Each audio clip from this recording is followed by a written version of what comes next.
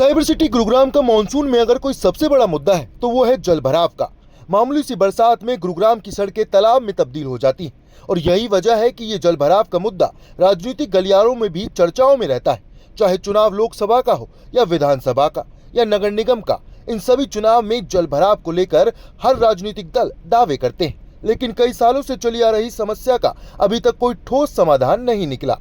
हालांकि इस साल नगर निगम और जीएमडीए दावा कर रहे हैं कि उन्होंने जलभराव से निपटने की तैयारी कर ली है और अब इस तैयारी में गुरुग्राम पुलिस भी जुट गई है।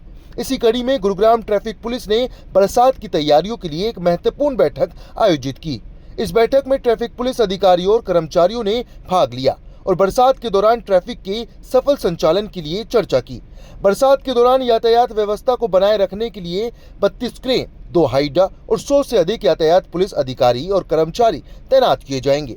उन्होंने बताया कि बरसात के दौरान जल भराव वाली जगहों को पहले से ही चिन्हित किया जाएगा और संबंधित विभागों के अधिकारियों से संपर्क करके जल निकासी के लिए पंप सेट लगाए जाएंगे।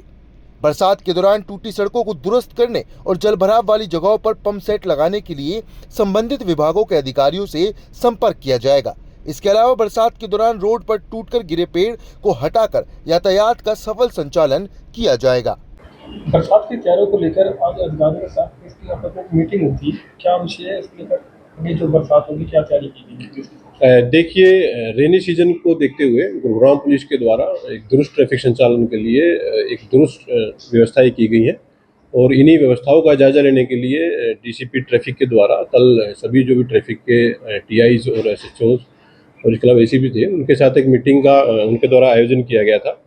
और इस मीटिंग में जो भी तैयारियां पुलिस के द्वारा की गई हैं उनके बारे में एक विस्तृत रूप से जानकारी डीसीपी साहब के द्वारा हासिल की गई थी।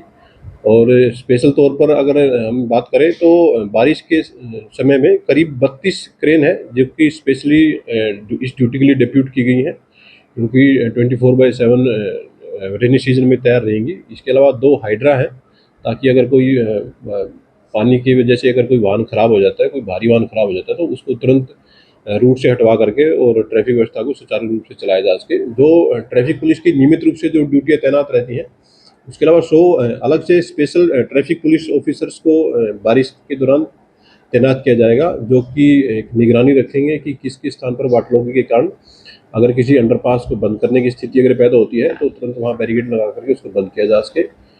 गुरुग्राम पुलिस के पूरे प्रयास है कि बारिश के मौसम में ट्रैफिक व्यवस्था को दुरुस्त रूप से चलाया जाएगा और इसी प्रयासों के अनुरूप ये सारी कार्रवाई पुलिस के द्वारा की जा रही है। जहाँ ज़्यादातर जल भरा रहता है, कुछ ऐसे मेन पॉइंट भी हैं जिनको चिन्हित किए गए हैं? देखिए, गुरुग्राम पुलिस के द्वारा सभी ऐसे पॉइंट्स को चिन्हित किया गया है जहाँ पर आशंका है कि पानी भरा जा सकता है। सिविल एडमिनिस्ट्रेशन के द्वारा उचित रूप से वहाँ व्यवस्थाएं की जा रही है और फिर भी अगर किसी परिस्थिति में कोई ऐसी परिस्थिति पैदा होती है कि पानी भर जाता हो और अगर किसी अंडरपास को बंद करवाने की नौबत आती है तो गुरुग्राम पुलिस तुरंत रूप से अंडरपास को बंद करवा करके और आसपास के ट्रैफिक को दुरुस्त रूप से संचालित करवाएगी।